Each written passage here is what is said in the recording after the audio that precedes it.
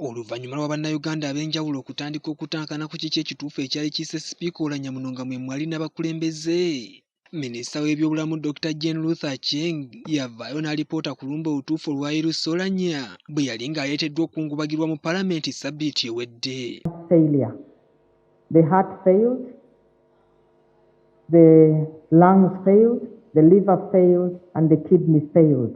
Yadde ng'ono enkeera yavaayo n'ayongera okuttaanya ku kimbe ekyali kirudde nga kibala Oulanyah embiriizi ekyewuunyisizza bannayuganda ye taata w'omugenzi okuvaayo ne yeegatta ku bakulembeze abamu abaasooka ng'agamba nti mutabani we yamubbirako nga tannafa nti yali aweereddwa obutwa. I want to state clearly, Jacob was poisoned. Kati olwaleero Katikkiro wa Buganda Charles Peter Mayiga avuddeyo n'akubiriza bekikwatako mu gavumenti okufangayo okutegeeza bannayuganda ebimba ebiba bibala abakulembeze baabwe embiriizi we kiba kyetaagisizza kubategeeza abo omutonzi b'abayise okusobola okumalawo omwaganya ogwandyeyambisizza babi abatambuza amawulire ag'obutwa agaba gagobereddwamu okwawulayawula mu bannayuganda. Oba obulwadde n'enfa y'abantu bwekwatibwamu yeyagala okutereeza. Abantu bulijjo bafa, naye omuntu omukulu bw'afa ne kitavaayo mangu okunnyonnyola kiki kyafudde kireetera abantu okweraliikirira. Naye kirala abantu balabye nnyo okukukutanga kungi ku nsonga ez'enjawulo.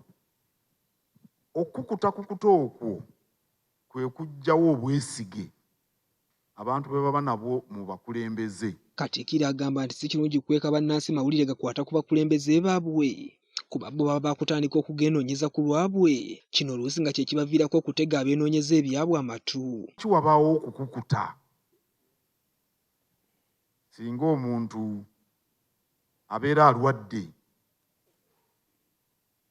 Lwaki abantu tebababuulira nti omukulu alwadde kino? Tukimanyi nti mu nkola ey'ekisawo buli muntu alina eddembe okwekuumira ebikwata ku bulamu bwe. Tewali nnyo nsonga lwaki weewaawo waliwo okukuuma ebikwata ku bulamu bw'omuntu, naye abantu mubabuulira nti omuntu mulwadde. Obulwadde bubeerawo mu nsi, ekyagala okuggyawo ekyo kukomya kukutakukuta ate n'okuwa abantu amawulire mu budde bwago. Wabula Mukuumaddamula era ayongedde n'okulambulula ku misinde gy'amazaalibwa ga Kabaka gy'ategeezezza nti ne ku mulundi guno wandibaawo okutaataaganyizibwamu mu ngeri ez'enjawulo, wabula ng'Obwakabaka bwakuvaayo okulangirira ennaku ezinaaba zisaliddwawo mu bwangu ddala. Mu ngeri eyo twandibadde tudduse olunaku lwa jjo mu ntereeza eza bulijjo, tudduka Sande ekulembera amazaalibwa ga Ssaabasajja Kabaka, naye tekyasobose. Okusooka emijoozi gyakatuuka gyatuuse naye gyakatuuka.